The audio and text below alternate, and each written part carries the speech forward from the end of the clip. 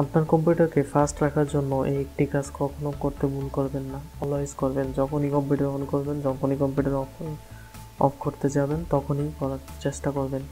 এই কাজটি করলে কখনো আপনার কম্পিউটার স্লো হবে না, স্পিড থাকবে। আর স্লোয়ের কারণে অনেকে কাজ করতে অনেক ঝামেলায় পড়ে, অনেক বিরক্ত লাগে। তো সবসময় স্পিড থাকাটাই ইম্পর্টেন্ট।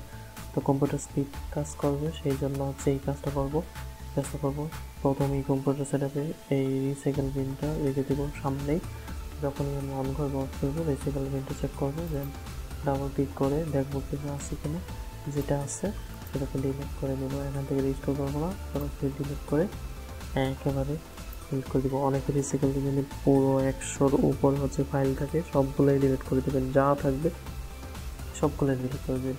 যত ডিলিট করে দেবেন তত কম্পিউটার ফাস্ট হবে। প্রোডাক্ট প্রাইসটা আমারটা।